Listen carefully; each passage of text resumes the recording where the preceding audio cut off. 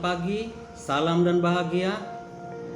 Shalom, Om Swastiastu, Namo Buddhaya, salam kebajikan dan salam Pancasila. Pertama-tama, perkenalkan nama saya Safirnus Dirgadi, SPSI. Saya selaku Kepala Sekolah TK Sandi Putra ND yang menjabat saat ini. Pada kesempatan ini, saya akan berbagi konten tentang pemaparan visi misi serta tujuan dari Lembaga Pendidikan TK Sandi Putra ND. Baik, sebelum melangkah lebih jauh, pertama-tama saya mengucapkan puji dan syukur kepada Tuhan Yang Maha Esa karena atas berkat dan rahmatnya sehingga saya masih diberikan kesempatan untuk melakukan pemaparan visi misi pada kesempatan ini. Pertama-tama yang saya hormati Ibu Kepala Dinas Pendidikan dan Kebudayaan Kabupaten ND, yaitu Ibu Maltidis Mensitiwe SE MSI AKT. Yang kedua yang saya hormati Ibu Pengawas Dinas Pendidikan Kabupaten ND, Dinas Pendidikan dan Kebudayaan bidang pendidikan anak usia dini, yaitu Ibu Maria Modesta Inflanta SPD. Mungkin tanpa berlama-lama lagi, saya akan masuk kepada pemaparan visi dan misi TK Sandi Putra ND yang akan ditampilkan berikut ini. Selamat menyaksikan.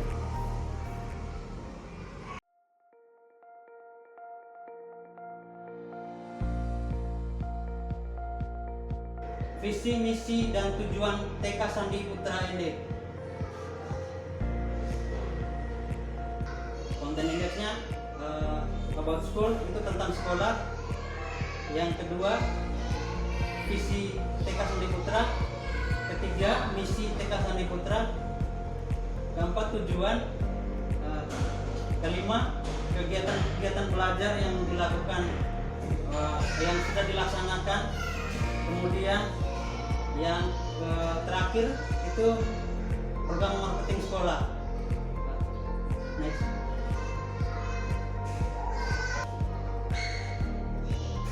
About school. TK Sandi Putra merupakan sekolah taman kanak-kanak milik Telkom, yaitu di bawah asuhan atau di bawah naungan Yayasan Pendidikan Telkom. Jadi TK Sandi Putra ini merupakan sekolah Telkom. Nah, sekolah ini berdiri sejak tahun 1985. Itu pada mulanya berdirinya di awal pendiriannya di Bandung dan segala kepengurusannya itu dilakukan di Bandung. Yayasan Pendidikan Telkom itu disingkat dengan YPT.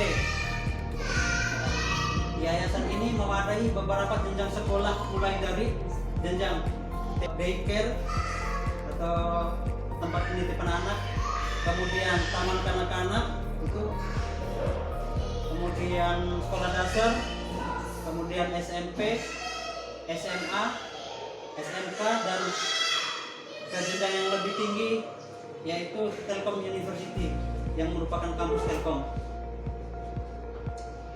Jadi sekolah Telkom ini itu banyak, Sabang sampai Merauke. Kita bisa lihat ini adalah cuplikan dari kegiatan belajar anak ya yang dilaksanakan di TK Sandi Putra ND. Nah, kita masuk kepada visi, menjadi lembaga pendidikan yang bermutu dengan standar internasional yang mampu bersaing di era global dengan landasan religius dan budaya yang kuat.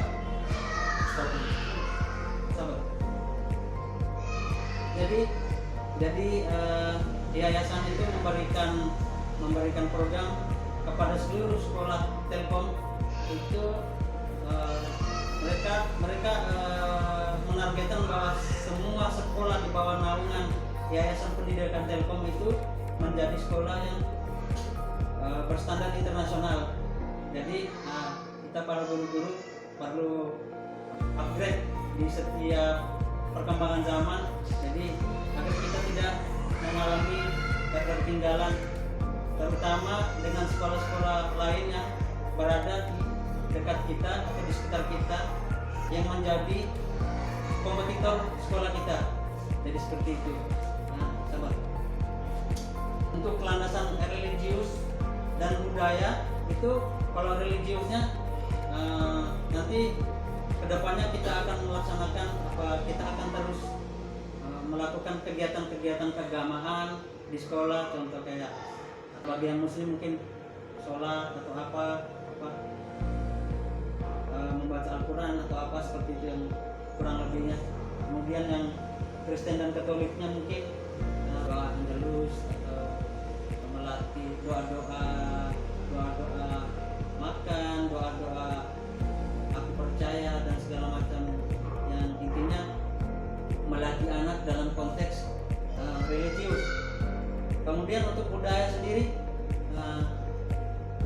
kita perlu melakukan terus memperkenalkan budaya kepada anak, ya seperti yang selama ini kita lakukan, itu memberikan pelatihan tarian, terus penggunaan bahasa daerah di sekolah mungkin kita sisipkan setiap harinya itu, agar landasan religius dan budaya kita itu tetap kuat, tetap terjaga dengan baik, agar anak-anak itu tumbuh kembangnya itu berlandaskan religius dan budaya yang kuat. Next. Kemudian kita lanjut kepada misi. Bapak Ibu, jadi Ibu-ibu, misi kita, misi TK Sangge Putra ND itu kita bisa lihat, yang pertama, satu, menciptakan lembaga pendidikan dengan standar internasional. Jadi seperti yang sudah saya jelaskan tadi ya. Kemudian yang kedua, menciptakan sekolah yang ramah anak. Jadi untuk sekolah yang ramah anak itu kalau bisa di sekolah atau kayak di saat pendaftaran atau mungkin ketika orang tuanya datang atau kita layani dengan baik, ketika ditanya pendaftaran, terus tanya tentang harga, kalau bisa kita layani tamunya dengan baik. Kemudian di saat di sekolah kita berikan pelayanan terbaik. Kenapa? Karena namanya kita sebagai lembaga pendidikan swasta, kita target kita yang tetap murid. Karena sebagai sekolah swasta itu mencari murid sebanyak-banyaknya. Dan itu kita sebagai pegawai atau guru sekolah swasta perlu menjaga kualitas kita, terutama pada kualitas pelayanan, sehingga terkesan sekolah kita sekolah yang ramah anak, agar ada rasa percaya dari orang tua terhadap lembaga pendidikan kita. Tiga,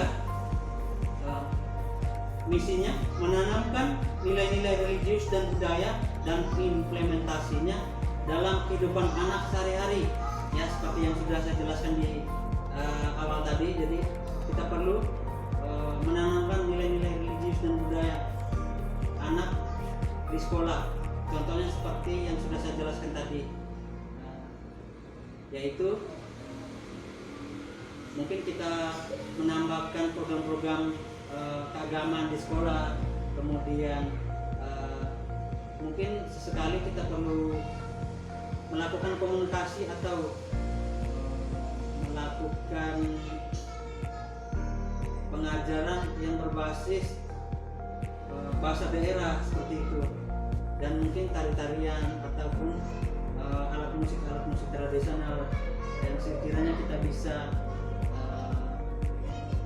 melakukan memberikan pengajaran kepada anak sehari-hari di sekolah. Baik, yang keempat itu misinya mengembangkan bakat dan minat anak. Ya, untuk poin yang keempat masih ada hubungannya dengan yang poin yang ketiga.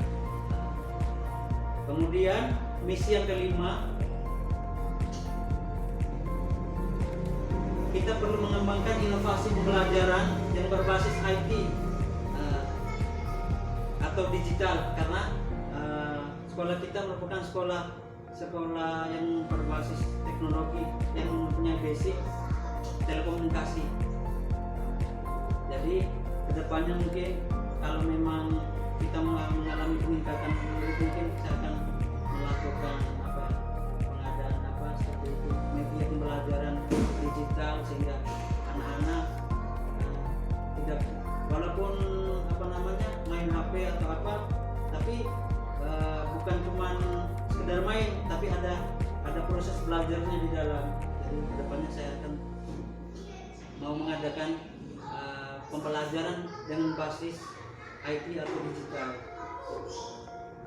Setelah mendapatkan gambaran visi dan misi tadi, jadi tujuan dari visi misi tersebut yaitu yang pertama, terwujudnya lembaga pendidikan dengan sistem standar internasional. Yang kedua, terwujudnya sekolah yang ramah anak. Ketiga, menjadikan TK Sandi Putra Ende atau TK Telkom Ende ini sebagai sekolah yang religius, berbudaya, berprestasi unggul, berkualitas, dengan lulusan yang terbaik. Yang keempat, tercapainya kecerdasan anak sesuai dengan bakat dan minat anak. Yang kelima, terciptanya inovasi pembelajaran yang berbasis IT atau digital.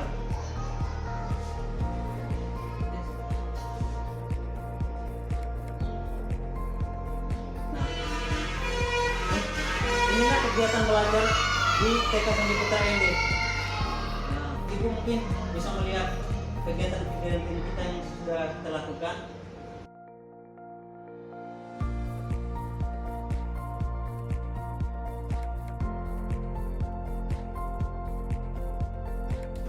Jadi kegiatan kita untuk belajar di sekolah, yaitu belajar reguler biasa.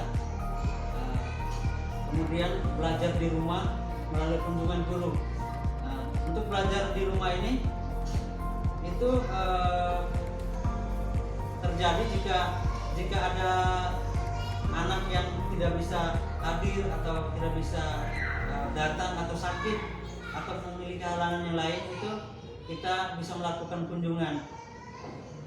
Jadi inilah salah satu program sekolah TK Sandi Putra Ende.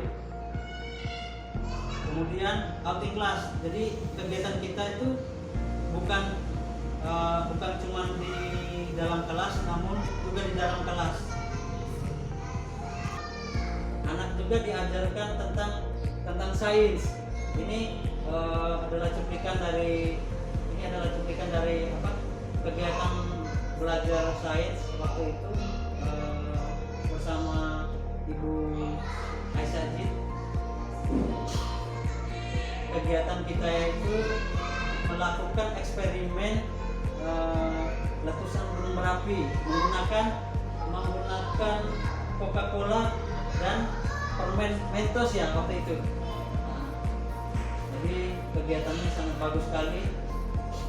Kemudian kita juga ada pembelajaran bahasa Inggris, itu biasanya dilaksanakan setiap hari Sabtu oleh saya sendiri ataupun Ibu Maria Mistika Medo ataupun Ibu Marsya Matilda Findon. Nah, kita sampai pada tahap yang terakhir ya, marketing sekolah. Jadi marketing sekolah atau pemasaran sekolah kita itu kita lakukan dengan beberapa program kegiatan ya. Yang pertama, melakukan kunjungan door to door atau dari rumah ke rumah yang sudah kita laksanakan. Kemudian melakukan promosi melalui baliho PPDB yang kita pasang di beberapa jalan. Kemudian yang ketiganya, penyebaran brosur PPDB, itu yang sudah kita lakukan beberapa minggu yang lalu dan beberapa bulan yang lalu juga kan. Dan terakhir kita